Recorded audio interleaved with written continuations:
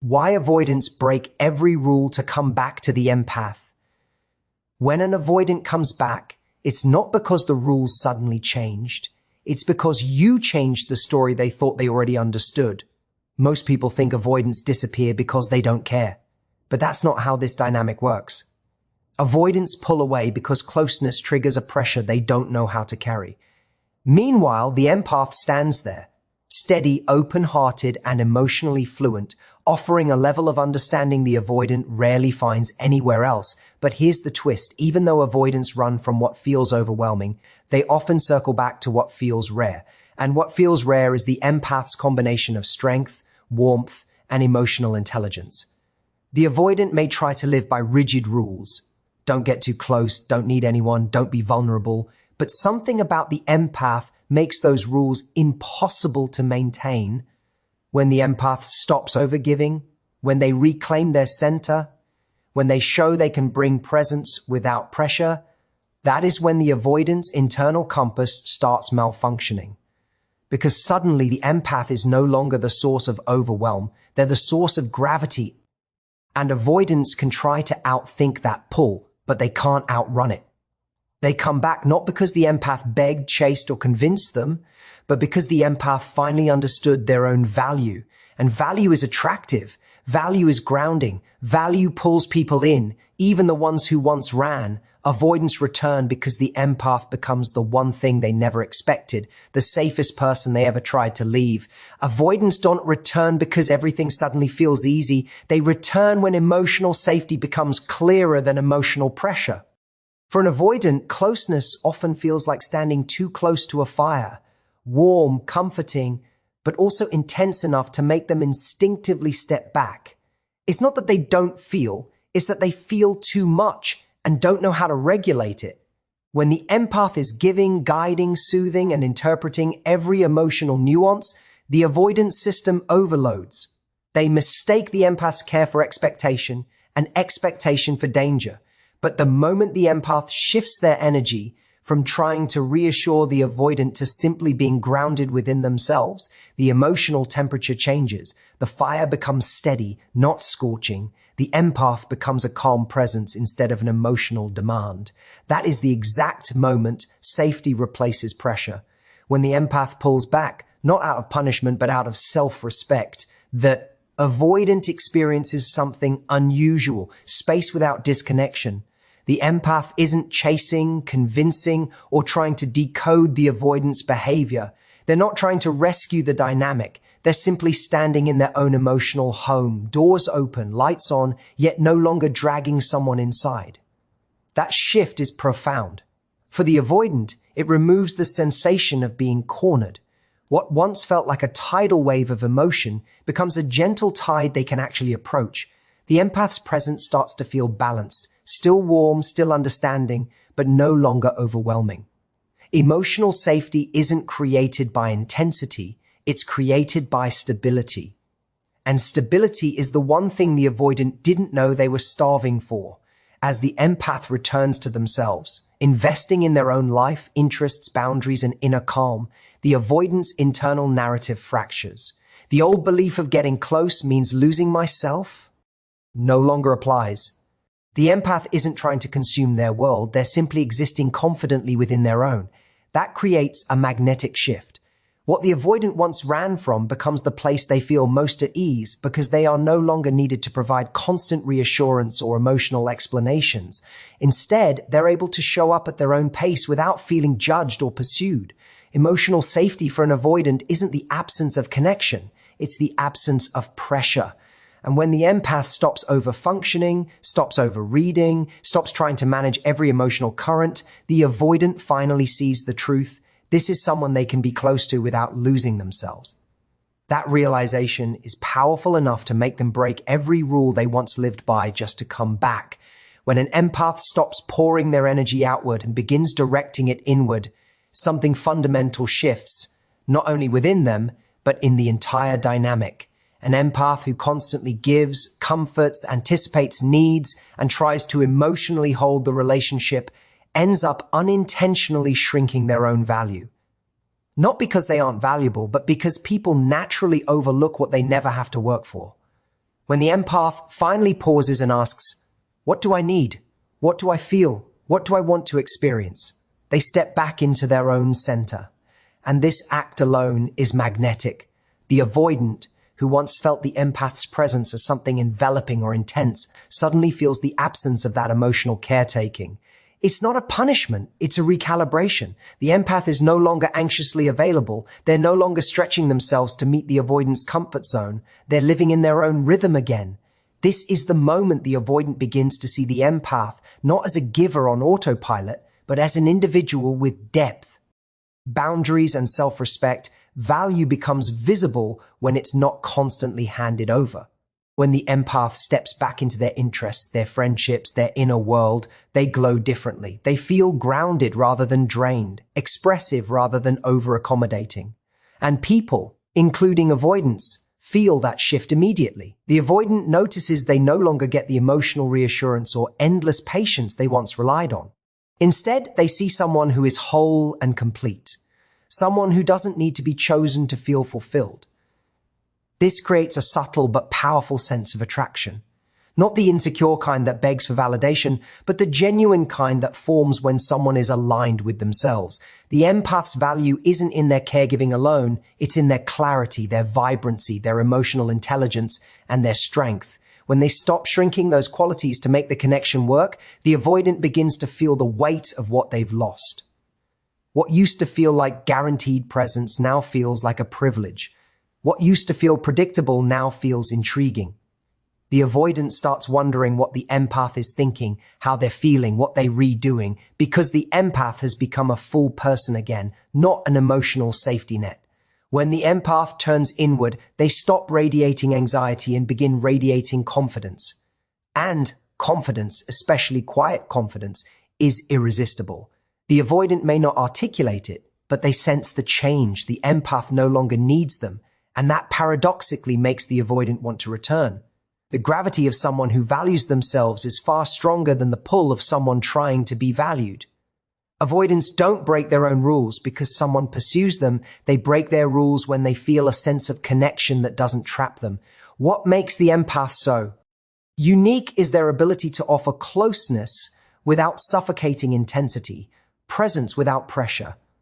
An avoidant's natural instinct is to guard their independence, to keep emotional distance as a form of self-protection. They build internal rules like don't rely on anyone, don't let anyone get too close, and don't show vulnerability. These rules aren't logical. They're survival strategies shaped long before the relationship began. But when they meet someone who can connect deeply without demanding constant intimacy, those strategies start to crumble. The empath doesn't need to fill every silence. They don't collapse when the avoidant takes space. They can feel deeply without turning those feelings into pressure. This balance is foreign to the avoidant. Most people either cling or detach. Very few know how to remain emotionally present while giving space. When the empath embodies this, it disarms the avoidant's defenses. Suddenly, closeness doesn't feel like a trap. It feels like an invitation. The avoidant begins to realize that connection doesn't have to cost them their autonomy. When the empath listens without trying to fix, when they express their feelings without demanding reciprocity, when they stand confidently in who they are instead of chasing reassurance, the avoidant's nervous system relaxes. Emotional intensity becomes something they can approach instead of something they must escape. The connection starts feeling like a safe place to land rather than a tight space to flee. And that sense of safety is what makes the avoidant break patterns they've relied on for years. They begin reaching out first. They initiate conversations. They show vulnerability in small, unplanned ways. They start checking in, not because they feel obligated, but because the connection draws them in naturally. They stop viewing intimacy as a threat and start seeing it as a choice. A choice they want to make. What the avoidant can't resist is the empath's ability to love without losing themselves.